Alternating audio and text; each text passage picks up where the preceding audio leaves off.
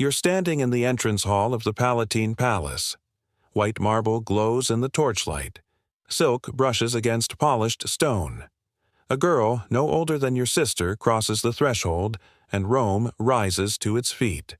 They're cheering for their salvation. They don't know they're welcoming their ruin. The year is 38 CE, and somewhere in the back of that crowd an old senator leans toward his son and whispers a prayer of relief. Caligula is dead. The madness is over. This girl, golden-haired, flawless, descended from Augustus himself, will restore virtue to the throne. Her name is Valeria Messalina.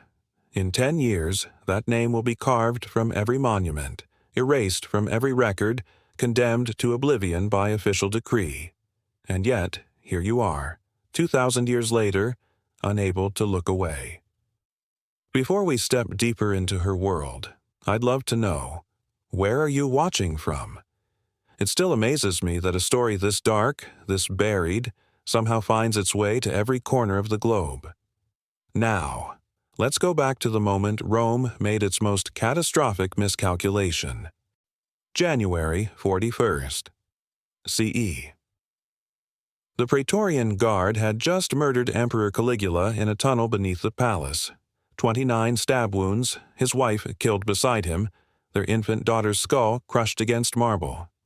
4 years of terror ended in blood and chaos. Rome was paralyzed. The Senate argued.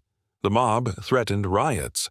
The empire needed an emperor before dawn, or it would tear itself apart. They found Claudius hiding behind a curtain. 50 years old, a limp in his left leg, a stammer that made senators wince. The family embarrassment who'd spent his life in libraries because no one thought him fit for power. The Praetorian Guard proclaimed him emperor not because he was strong, but because he was alive and wore the purple blood of the Claudians. He knew what everyone thought. He knew he was a placeholder, a compromise, a man who'd survived by being overlooked. So he did what desperate emperors do. He married legitimacy.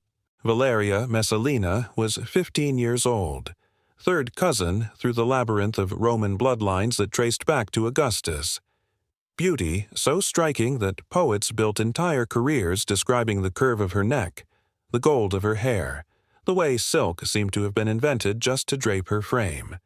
She'd been raised for this, educated in virtue, trained to embody the chastity that held civilization together. Modest, obedient, silent, the perfect Roman matron. On paper, she was flawless. The Senate approved unanimously.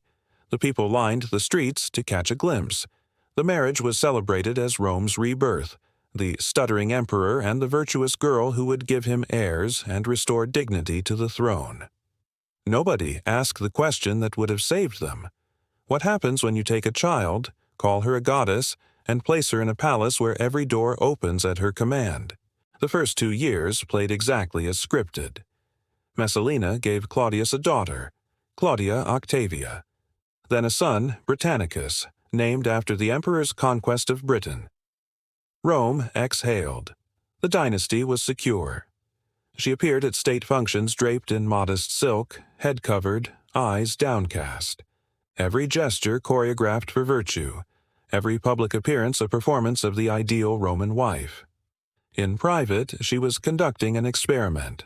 Rome had always divided its women into 2 categories that could never touch, the matrona and the meretrix, the wife and the prostitute, the sacred and the profane.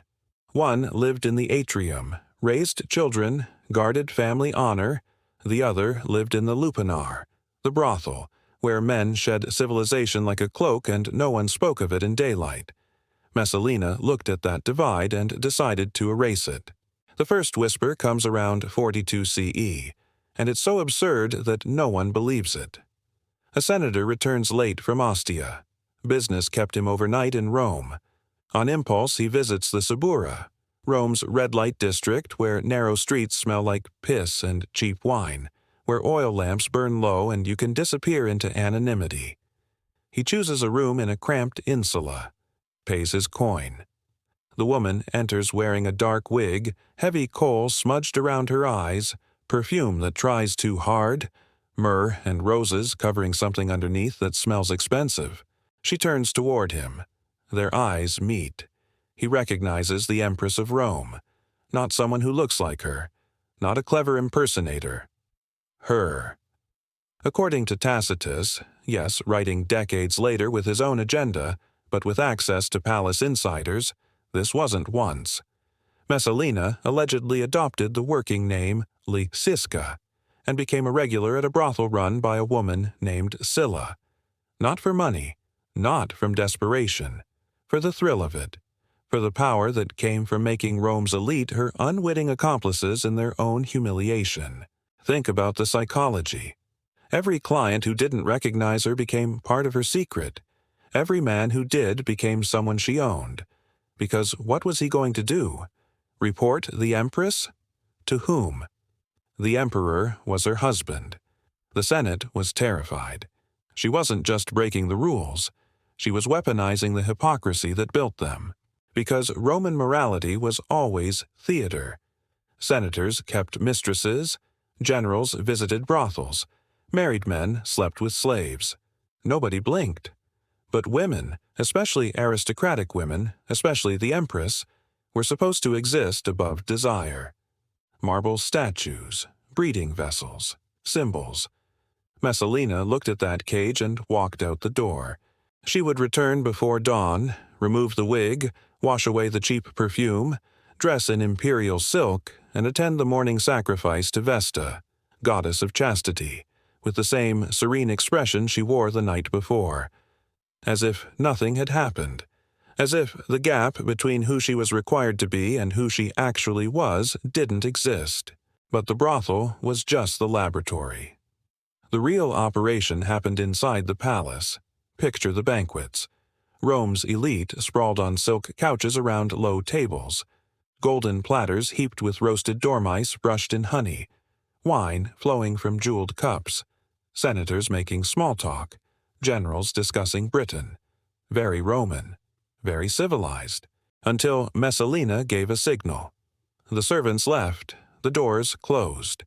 New guests arrived. Gladiators still smelling of the arena, sand and blood and sweat. Actors from the theater. Foreign captives. Sometimes the teenage sons of patrician families, summoned under the pretense of discussing their fathers' careers. What happened next, the sources describe with a mixture of horror and fascination that tells you more about Rome than any law code ever could. Forced performances. Humiliating contests. Senators paired with their political enemies and told to entertain the Empress. Aristocratic women, married, respectable, terrified, coerced into playing the prostitute while their husbands watched from across the room. Frozen. Refusal wasn't an option. A tribune declined her invitation. 3 days later, he was floating in the Tiber. A nobleman tried to leave early. His family lost their estate by week's end. The message spread through Rome's elite like poison. The Empress does not accept no. Then came the contest. The story appears in Pliny the Elder. Yes, he's writing about natural history, but this detail stuck like a splinter he couldn't remove. A competition between the Empress and a famous prostitute named Scylla. Not for money, for pride. Who could outlast more partners in a single night? 25. Messalina won. Pliny writes it down like he's documenting a solar eclipse, with clinical horror and fascinated precision. True, exaggerated, propaganda, we'll never know for certain. But the story survived because it captured something Romans couldn't articulate.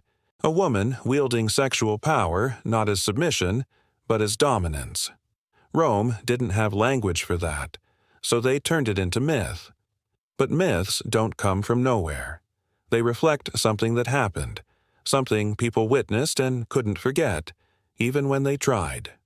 The palace became a theater of power where humiliation was currency, where senators arrived at dawn to beg favors and left at midnight having performed acts they would never speak of again, where aristocratic families sent their daughters into the Empress's chambers and prayed they returned unmarried. Most did, some didn't. Nobody asked questions.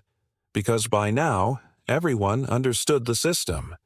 Messalina didn't just wield power. She collected it, piece by piece, person by person, building a network of complicity so vast that nobody could move against her without destroying themselves. Every participant became a prisoner. Every witness became an accomplice. She didn't need the Senate's approval. She had their shame, and shame, unlike loyalty, lasts forever. Through it all, Claudius worked, building aqueducts, reforming courts, expanding the empire into Britain, the competent emperor everyone had underestimated, proving them wrong one administrative triumph at a time. Did he know? Of course he knew. Rome was gossiping, senators were whispering, his own freedmen were begging him to act. But what could he do? She was the mother of his heirs. Moving against her meant admitting he'd been cuckolded before the entire empire. It meant civil war. It meant proving every critic right, that he was always too weak to control his own house. So he did what powerful men have done throughout history when faced with unbearable truth. He looked away, worked harder, and pretended the rot wasn't spreading. Until autumn 48th CE, 10 years after their marriage, the year everything ended. Claudius was in Ostia overseeing Rome's grain supply, critical work, the kind of competent governance that kept the city from riots. He was doing his job, being the emperor Rome needed. Meanwhile, in Rome, Messalina was getting married. Again, to Gaius Silius, consul designate, one of the most powerful senators in Rome. Young, handsome, ambitious, everything Claudius wasn't.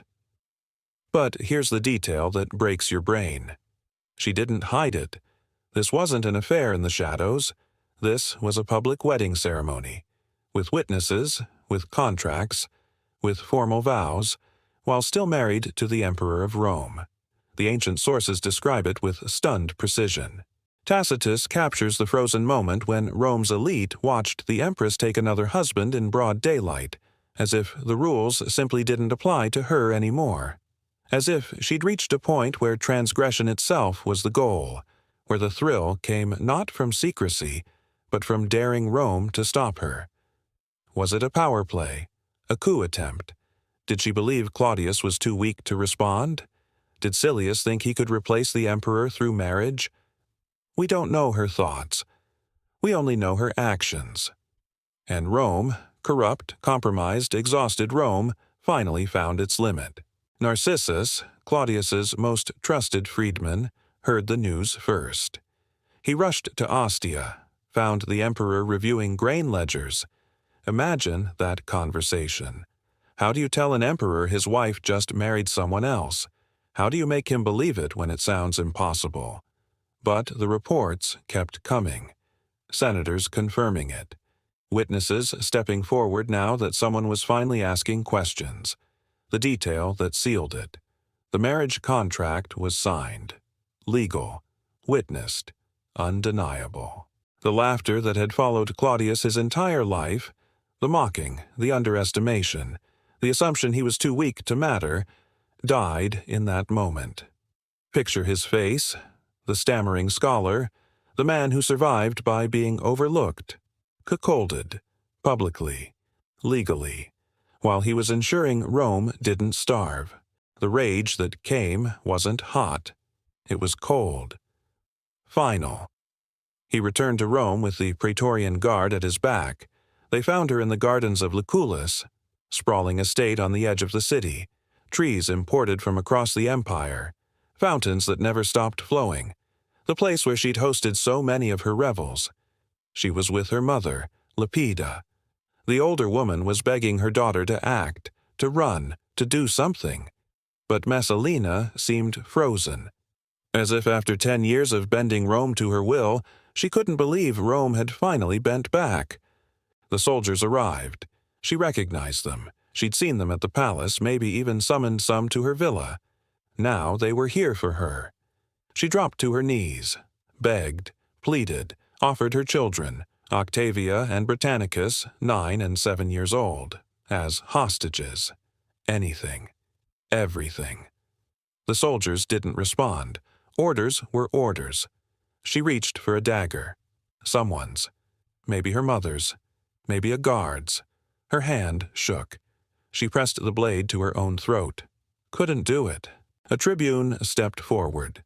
His name was never recorded, but his action was. He drove the blade home. Valeria Messalina, Augusta, Empress of Rome, died at 25 years old in a pool of blood on the grass where she once held power over senators. Claudius ordered damnatio memoriae, damnation of memory. Her statues were dragged through the streets and shattered. Her name was chiseled from every inscription.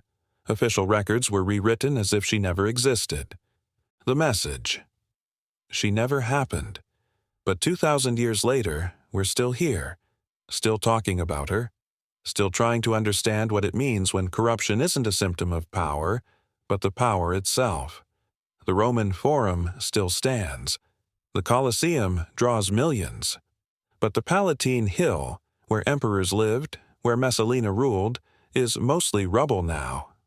Tourists walk past broken columns and crumbling walls, snapping photos, reading plaques about Augustus and Nero. They don't realize they're standing in the rooms where she held court, where senators were made accomplices, where shame became currency. Claudius remarried within months. His niece, Agrippina the Younger. She was smarter than Messalina, more patient. She would eventually poison Claudius and install her son Nero as emperor, beginning another cycle of madness. Messalina's children suffered fates almost as tragic as hers. Her daughter, Octavia, was forced to marry Nero, her stepbrother. He later had her executed, claiming adultery. She was 22, the same age her mother died. Her son, Britannicus, was poisoned at 14, likely by Nero, to eliminate any rival claim to the throne. He collapsed during a dinner party, dead before anyone could move. The Senate pretended Messalina never existed, but the soldiers remembered. The servants remembered. The families whose daughters disappeared into her villa and came back silent, they remembered. Here's what haunts me about her story. How much of what we know is true. Our sources, Tacitus, Suetonius, Juvenal, were all men, all writing decades after her death, all with political motives to paint her as a monster. Roman propaganda had a pattern. Powerful women who threatened male authority were always accused of sexual depravity. Cleopatra, Agrippina, Livia, Messalina. The playbook never changed. Does that mean she was innocent? No. The marriage to Silius happened. That's documented even by her defenders. The political corruption was real. The blackmail system existed. People died who opposed her. But the brothel stories, the contests, the specific numbers, we'll never know where truth ends and propaganda begins. What we do know is this. A 15-year-old girl was married to a man in his 50s. She was told her entire value existed in her purity and her womb. She was given immense power, but no education in how to wield it. No guidance, no purpose beyond bearing heirs and looking virtuous. And when she found a way to feel powerful, through transgression, through control, through turning Rome's own sexual hypocrisy against itself, the empire that created her destroyed her. Then spent 2,000 years calling her a monster. Stand in the ruins of the Palatine today and you can feel something in the air. Not ghosts. Rome doesn't do hauntings like that. But something heavier. The weight of stories that couldn't be silenced even when they chiseled away the names. Because here's the truth about damnatio memoriae. It doesn't work. You can smash the statues, scratch out the inscriptions, rewrite the records, but you can't erase the lessons. Messalina's name was meant to disappear. Instead, it became immortal. Not because Rome wanted her remembered, but because the truth, however twisted, however buried, has a way of clawing back to the surface. Empires fall to barbarian invasions, to plague, to economic collapse. But Rome teaches us something more insidious. They can also rot from within. Messalina's story isn't just about sex or scandal. It's about what happens when power becomes a game, when shame becomes currency, when the people meant to lead an empire are too compromised to stop its decay. Every senator she humiliated stayed silent. Every general she blackmailed remained loyal. Every witness to her revels became an accomplice, not through loyalty, but through shame. She proved you don't need an army to control men. You just need to know what they're afraid people will discover. We like to think we're different now, that we've evolved past the corruption of Rome. But look at any modern empire, any government, any institution of power. How many secrets are keeping it together? How many people stay silent because exposure would destroy them? How much of what we call stability is just shared complicity? Messalina's ghost doesn't haunt the Palatine. It haunts every palace where power and shame sleep in the same bed. Marcus Aurelius wrote something 100 years after Messalina died. He was emperor then, trying to make sense of Rome's endless cycles of virtue and corruption. Look beneath the surface. Let neither the true quality nor the worth of a thing escape you. He was thinking about leaders like her, people whose surfaces gleamed while their cores rotted. But he might as well have been warning us, because the lesson isn't that Messalina was uniquely evil. The lesson is that Rome created her, married her off at 15, gave her power without purpose, then destroyed her when she used that power in ways that exposed their hypocrisy. Her name was erased. Her story survived. And 2,000 years later, we're still standing in those ruins, trying to understand what it means when the people given power to preserve virtue become the architects of its destruction.